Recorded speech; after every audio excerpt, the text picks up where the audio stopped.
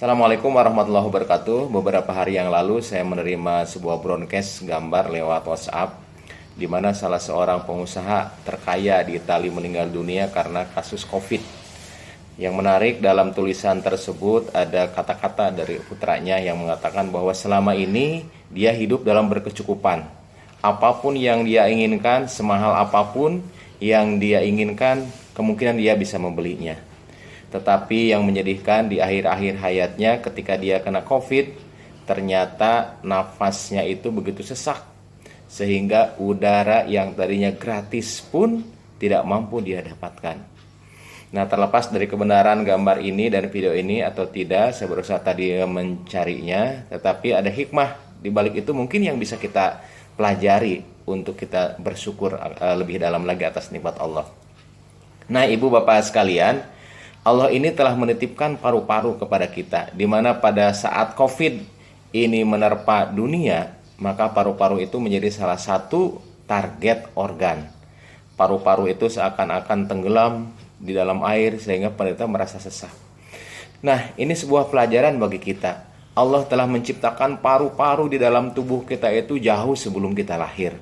Allah telah menciptakan bakal paru-paru itu pada hari ke-21 ketika kita dikandung. Dan pada saat kita lahir, dalam 10 detik paru-paru kita itu langsung mengembang. Dan sejak saat itulah paru-paru kita itu menghembuskan nafas, menghirup nafas tanpa henti-hentinya, tanpa istirahat, tanpa jeda waktu. Dan hebatnya lagi, paru-paru bernafas tanpa kita sadari dan tanpa harus kita kerjakan melalui autoregulasi yang ada di otak. Begitu karbon dioksida meningkat, maka laju nafas akan meningkat pula. Begitu olahraga, begitu kebutuhan akan oksigen meningkat, tanpa kita suruh, paru-paru tetap akan meningkatkan kinerjanya supaya kebutuhan oksigen di dalam tubuh kita itu terpenuhi. Nah, kalau kita perhatikan, Allah telah menciptakan paru-paru ini dengan sebaik-baiknya bentuk, dengan sangat-sangat sempurna. Allah menciptakan dari atas itu saluran pernapasan. Saluran pernapasan itu ternyata tidak bisa kolaps, tidak bisa kempes. Kenapa? Mereka dilindungi oleh cincin-cincin trakea. Jadi kalaupun tidur, kalaupun kita misalnya ketekan, itu sangat kecil kemungkinan napas kita itu tertutup. Karena Allah telah menciptakan cincin yang begitu kokoh sehingga saluran napas itu terbuka. Saluran napas itu masuk lagi ke dalam dada, kemudian juga bercabang menjadi 2. Sampai cabang yang paling kecil, lebih kecil saluran udara ini dari rambut. Dan tibalah saluran udara tadi ke daerah terminal akhir yang disebut dengan alveolus. Nah, di alveolus inilah terjadi pertukaran udara yang masuk ke dalam paru-paru, yang kaya akan oksigen, kemudian nitrogen, kemudian ditukar dengan hasil metabolisme yang ada di dalam tubuh, CO2 keluar.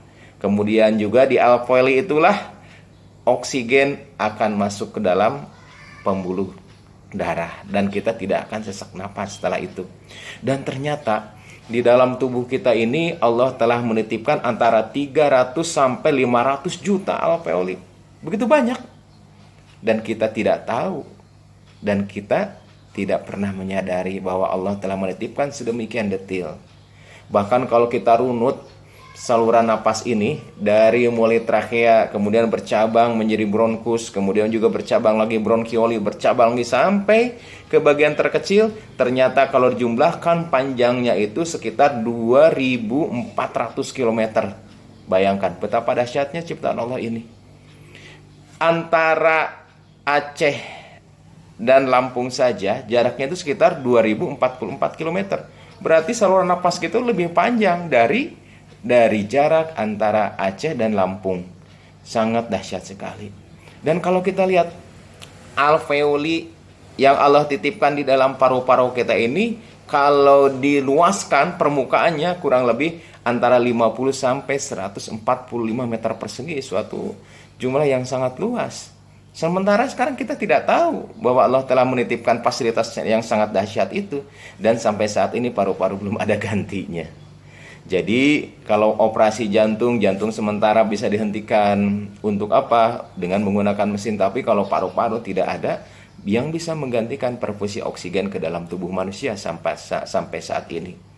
Dan Allah juga menitipkan otot-otot di dalam rangka dada kita, untuk menarik napas, untuk memperluas dinding dada bagian dalam. Allah menitipkan 11 pasang musculus intercostalis interna, musculus intercostalis interna, externa. Kemudian Allah juga menitipkan diafragma untuk apa? Agar kita tuh bernapas. Dan hebatnya napas yang kita lakukan itu tanpa sepengetahuan dan tanpa sadar kita. Bisa sadar tapi jarangnya tidak sadar kita bernapas, sehingga kita tidak pernah lupakan untuk bernapas. Jadi itulah kehebatan-kehebatan Allah yang dititipkan kepada manusia. Jadi kalau kita nurunut lebih dalam lagi, memang kalau kita jumlahkan rata-rata orang dewasa bernapas itu sekitar 16 kali per menit. 16 kali napas, 16 kali napas. Kalau dijumlahkan per hari sekitar 23.000 kali kita bernapas. Suatu jumlah yang sangat besar. Bayangkan andai kata kita harus bernapas, kita harus sadar, maka sehari-hari mungkin kita hitung napas saja. Dan udara yang kita hisap rata-rata per hari itu antara 6,3 sampai 13 liter per hari. Andai kata kita jumlahkan mungkin ibaratkan galon aqua, galon air mineral itu sekitar 19 liter isinya. Mungkin sehari semalam kita memerlukan antara 492 sampai 1000 galon untuk napas tuh. Sedangkan sampai saat ini kita kasih gratis. Tapi alangkah jarangnya kan kita bersyukur. Dan ternyata udara yang masuk ke dalam saluran napas kita itu ternyata tidak bersih. Ada jamur, ada bakteri, ada virus, kemudian juga ada polutan dan sebagainya. Tetapi ternyata sampai saat ini kita jarang sakit karena saluran pernapasan. Kenapa? Allah menitipkan sistem pertahanan yang ada dalam tubuh kita. Begitu napas masuk, udara masuk lewat hidung, maka dia sudah disaring lewat bulu-bulu hidung. Begitu udara masuk lewat saluran napas bagian dalam, dia sudah dihangatkan supaya tidak terlalu dingin ke dalam. Begitu masuk lagi ke saluran napas ke trakea, di sana sudah disiapkan sistem pertahanan tubuh. Ada yang namanya bulu-bulu halus yang disebut dengan silia, dan Allah juga menitipkan lendir yang diproduksi oleh sel goblet yang di dalam saluran pernapasan. Lendir itu ternyata bukan sembarang lendir, tapi lendir itu juga mengandung antibiotik, mengandung antimikroba seperti defensins, kemudian antiprotease dan antioksidan. Itu lendir yang kita punya di dalam. Dan kemudian juga ada di sana ada sistem pertahanan tubuh berupa apa? Berupa neutrofil, kemudian juga ada imunoglobulin, T cell dan B cell di sana. Jadi sistem alutsista yang telah Allah titipkan untuk memproteksi tubuh kita ini dari serangan-serangan virus, infeksi, bakteri, kemudian juga fungi dan sebagainya, Allah telah titipkan, telah sediakan di dalam saluran napas ini. Dan semua ini tanpa kita minta, tanpa kita sadari, dan makanya kita jarang untuk bersyukur.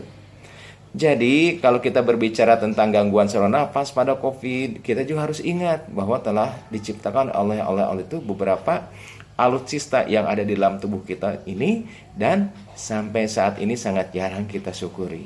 Oleh sebab itulah marilah kita sama-sama mengambil pelajaran dari kasus-kasus demi kasus ini, bahwa selama waktu kita hidup berapa tahun ini, ternyata Allah lebih banyak menitipkan waktu sehatnya daripada waktu sakitnya. Dengan COVID ini Allah ingin menegur kita, yuk, udara yang tadinya bebas, yang tadinya kamu hirup sekitar 500 sampai 1000 galon per hari, kita sekarang merasakan betapa berharganya udara bebas ini. Allah berfirman di dalam Al-Quran surah Al-Mulk ayat 23, Qulil ladzi ansha'akum wa ja'ala lakumus sam'a wal absara wal afidah qalilam ma tashkurun. Jadi katakanlah, dialah yang menciptakan kalian, yang menjadikan pendengaran, yang menjadikan penglihatan, yang menjadikan hati nurani, tetapi sangat sedikit di antara kalian yang bersyukur. Maka dengan peristiwa ini, marilah kita banyak-banyak bersyukur agar Allah menambahkan nikmat sehat kepada kita dan menutup azab. Assalamualaikum warahmatullahi wabarakatuh.